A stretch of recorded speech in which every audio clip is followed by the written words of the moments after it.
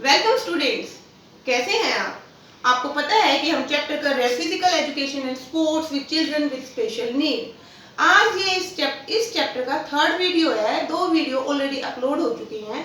आज हम बेटा इस चैप्टर के रिमेनिंग 2 टॉपिक्स करेंगे और ये दोनों ही टॉपिक्स आपके लिए बहुत ज़्यादा इंपॉर्टेंट हैं। मोस्टली पेपर में इनमें से पूछा जाता है। तो हमारा टॉपिक क्या है बेटा?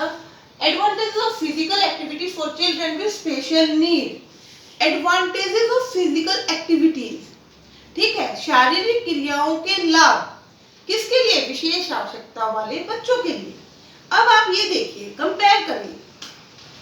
मैं कह रही हूँ कि दो बच्चे हैं, आप ये लगा लीजिए कि दो भाई हैं। एक जो है घर पे रहता है, टीवी देखता है, वीडियो गेम खेलता है और घर के बाहर बिल्कुल भी नहीं निकलता। दूसरा उसी का जो ब्रदर है वो घर के बाहर जाता है, सारी फिजिकल एक्टिविटीज में, सुबह वो मॉर्निंग वॉक पे जाता है, योगा एक्सरसाइज करता है, शाम को वो ग्राउंड में गेम खेलने के लिए जाता है बच्चों के साथ क्रिकेट। तो इसके बाद आप जब देखोगे उनके बिहेवियर में, एक बच्चा इरिटेटिंग होगा, ठीक है, जल्दी एग्रेसिव हो जाएगा जो घर पे रहेगा, जबकि दूसरे बच्चे का सोशल सर्कल भी ज्यादा अच्छा होगा और वो बच्चा ज्यादा कॉन्फिडेंट होगा और फिजिकली फिट भी होगा, ठीक है ना, फिजिकली के साथ साथ मेंटली फिट भी होगा। क्या कारण रहा? दोनों ही बच्चों को सेम खाना दिया जा रहा है, सेम उनका एटमॉस्फेयर है, सेम फैसिलिटीज प्रोवाइड की जा रही है। जो आजकल के बच्चे हैं बेटा, ये यही फेस कर रहे हैं। वो घर पे रहते हैं, मूवीज देखते हैं, वीडियो गेम खेलते हैं, कंप्यूटर पे लगे रहते हैं। जो सोशल सर्कल है, घर से बाहर जाकर खेलना, ग्राउंड में जब आप जाते हो ना, तो आप फिजिकली तो फिट होते ही होते हो, आप बहुत सारे सोशल स्किल भी सीख लेते हो। बंद कमरे में रविंद्रनाथ टैगोर ने कहा कि कभी भी शिक्षा नहीं दी जा सकती। ग्राउंड में जो आप कोऑपरेशन सीख लोगे, वो क्लास में बैठा कर या आपको घर में बैठा कर नहीं समझाया जा सकता। आप देखते हो कि ग्राउंड में एक बच्चे को चोट लगी तो दूसरा भागकर उसकी मदद के लिए आता है, ठीक है ना, उसकी हेल्प करता है, ठीक है ना। वो भूल जाता है किसी बच्चे ने थोड़ी देर पहले मुझे आउट किया था। तो इस प्रकार से आप देखोगे कि दोनों के बिहेवियर में अंतर है। यही मैं आपको बताना चाहती हूँ कि जब और बच्चों पर इसका प्रभाव पड़ता है, तो जो चिल्ड्रन विद स्पेशल नीड है, क्या उन पर इसका प्रभाव नहीं पड़ेगा? चिल्ड्रन विद स्पेशल नीड्स वाले जो बच्चों को, या विशेष आवश्यकता वाले बच्चों को, या दिव्यांग बच्चों को जब हम खेल के मैदान में ले जाना उनका सुनिश्चित कर देंगे, तो उनके ऊपर क्या प्रभाव पड़ेगा? इंप्रूवमेंट इन स्ट्रेंथ, फ्लेक्सिबिलिटी और endurance.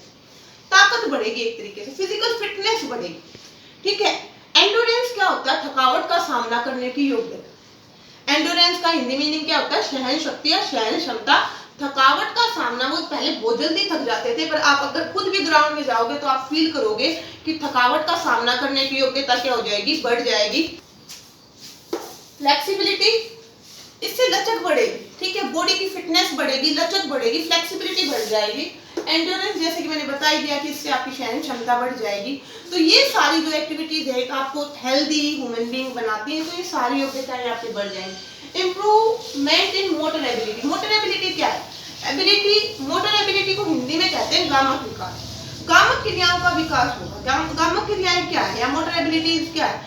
Ability to perform different type of activities, for example playing, running, jumping, ये सारी एक्टिविटीज करने की जो योग्यता है उसको गामक योग्यता कहते हैं।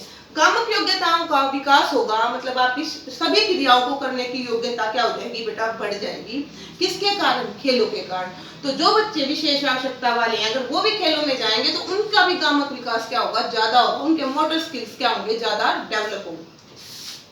न्यू एक्सपीरियंस सोशल सर्कल, ठीक है, नए नए एक्सपीरियंस। मैंने आपको बता ही दिया कि बंद कमरे में शिक्षा नहीं दी जा सकती।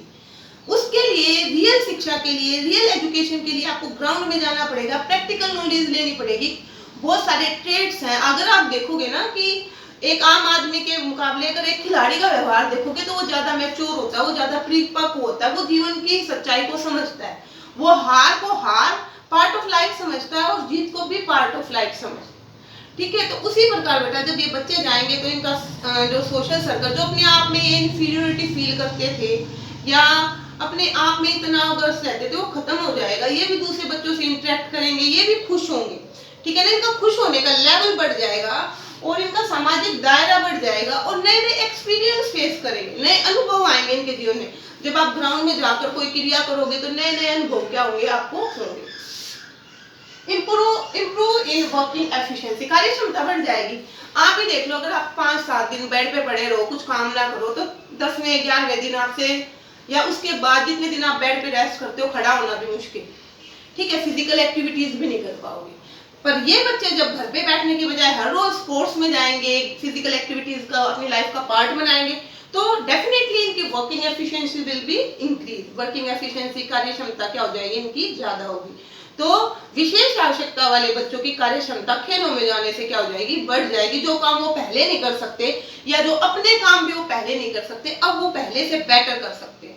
उसके बाद बेटा लास्ट है removal of depression and stress. आजकल आप देखते हो कि भाई नॉर्मल लोग भी स्ट्रेस में, तनाव में रहते हैं, डिप्रेशन का शिकार हो जाते हैं, कई बार सुसाइड तक कमिट कर लेते।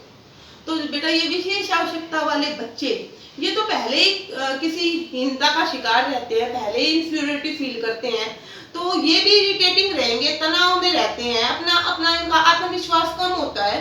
पर अगर ये खेलों में जाते हैं तो इनका आत्मविश्वास बढ़ जाता है और ये अपने आप को अपने अंदर एक शक्ति महसूस करते हैं। और ये बच्चे तनाव और उदासी से क्या हो जाते हैं, दूर हो जाते हैं, और इनका डिप्रेशन का शिकार होने के चांसेस क्या हो जाते हैं, खत्म हो जाते हैं। तो advantages of physical activity for children with special need, 5 या 6 पॉइंट है। Improvement in strength, flexibility, endurance. इनकी शक्ति बढ़ जाती है बेटा, लचक बढ़ जाती है और सहन क्षमता बढ़ती है।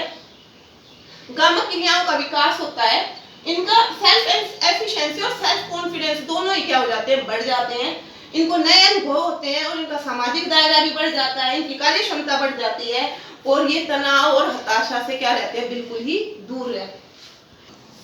अब हमारा टॉपिक है बेटा explain the strategies to make physical activity accessible for children with special need. हमने ये तो कह दिया कि विशेष आवश्यकता वाले बच्चों के लिए खेल बहुत जरूरी है, उनके लिए खेलों का इंतजाम करना चाहिए, उनसे उसको बहुत सारे लाभ होंगे, वो भी हम पढ़ चुके हैं।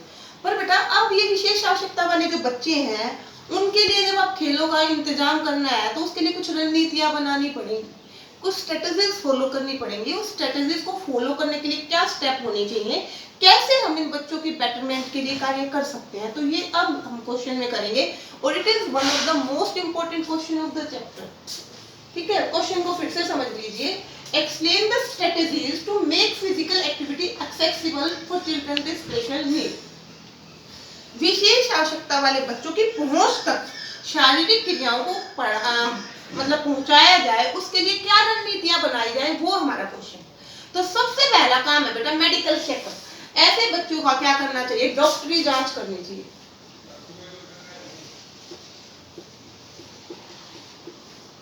ठीक है, डॉक्टरी जांच करनी चाहिए, उनका मेडिकल चेकअप होना चाहिए, उनका टीचर्स के द्वारा या साइकोलॉजिस्ट के द्वारा जो उनके बारे में बताया जाए उसके आधार पर उनकी मेडिकली जांच होनी चाहिए कि बच्चे में क्या कमी। ठीक है, बच्चा कहाँ पर अक्षमता का शिकार है या विकार का शिकार है, उसकी जो समस्या है वो शारीरिक है या मानसिक है।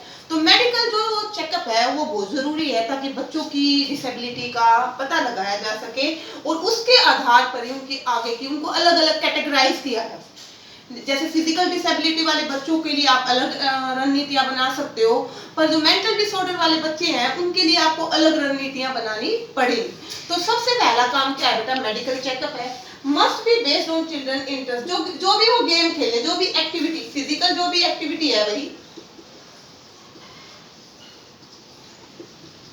जो भी फिजिकल एक्टिविटी है must be based on children interest, रुचि के अनुसार। इसको हिंदी में क्या कहेंगे भाई, रुचि के अनुसार।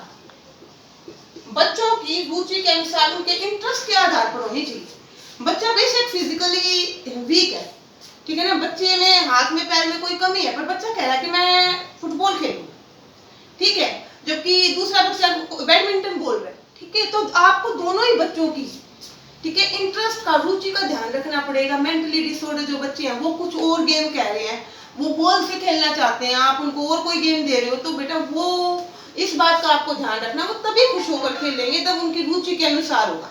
ठीक है, उनकी रुचि के अनुसार उनके इंटरेस्ट का ध्यान रखना है। तो 2 पॉइंट हो गए, एक तो उनकी डॉक्टरी जांच होनी चाहिए, एक उनकी रुचि के अकॉर्डिंग होना चाहिए, मतलब मेडिकल चेकअप होना चाहिए, और activity should be based on the interest of the children. उसके बाद equipment required according to need. जो भी इक्विपमेंट यूज होते हैं, जो भी उपकरण यूज होते हैं, जरूरी नहीं है बेटा वो सबके लिए सेम हो। जैसे क्रिकेट बॉल से आप खेल सकते हो, वो नहीं खेल सकते। ठीक है, उनके लिए अलग बॉल, अलग बैट या अलग से कोई जो भी वो गेम खेल रहे हैं, अगर ब्लाइंड बच्चे हैं तो उनके लिए जो आप आवाज करने वाली बॉल का यूज कर सकते हो।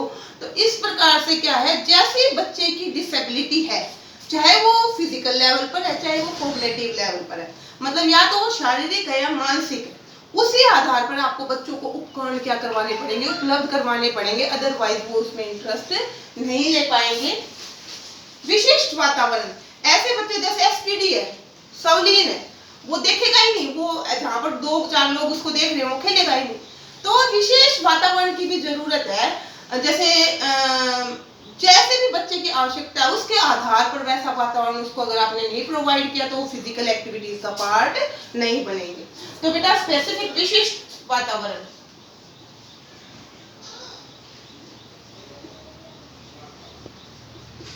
रूल्स शुड बी मॉडिफाइड, जो नियम है वो लोचशील होने चाहिए, परिवर्तनशील होने चाहिए। जैसे कि आप में तो क्या है कि भाई ये ऐसे ये रूल्स हैं, ऐसे आउट है, पर वहां पर आप देख रहे हो कि एक बच्चा एसपीडी से पीड़ित है, एक ओडीडी वाला बच्चा है, एक फिजिकली हैंडीकैप बच्चा है, तो हर बच्चे के आधार पर आप रूल्स में कुछ रिलैक्सेशन दे सकते हो। जैसे कि छोटे बच्चे नहीं खेलते, छोटे बच्चे जैसे आप कैरम बोर्ड खेल रहे हो तो क्या करोगे, आप उसको एक चांस एक्स्ट्रा दे देते हो, भाई तेरे लिए इस रूल में छूट है। तो ऐसा जब है तो इन बच्चों के लिए भी नियम में क्या होना चाहिए, थोड़ी छूट हो जाती है, नियम परिवर्तनशील होने चाहिए बच्चे से बच्चे के लिए। तो इस प्रकार से कई बार क्या होता है, ये जो रूल्स है बेटा ताकि इन बच्चों को डेवलप किया जा सके, इनको खिलाया जा सके, ठीक है। तो बच्चे की रुचि के अनुसार, बच्चे के इंटरेस्ट के अकॉर्डिंग होना चाहिए, साथ ही साथ नियम क्या होने चाहिए, परिवर्तनशील होने चाहिए। उसके बाद लास्ट पॉइंट है बेटा, previous experience should be consider.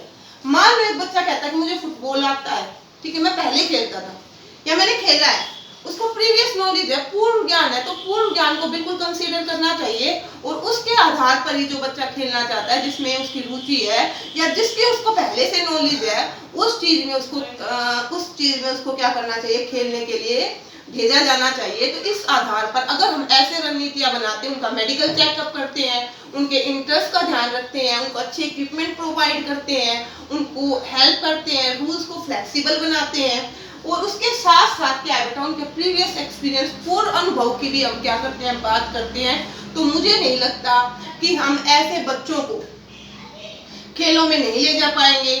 हमें इनको खेलों में जरूर लेके जाना है क्योंकि उसके बहुत सारे फायदे हैं, उसके लिए हमें एक उपयुक्त रणनीति बनानी चाहिए। ये बेटा मैंने आपका कंप्लीट चैप्टर करा दिया है, आशा करती हूँ कि आप सभी इसको पसंद करेंगे।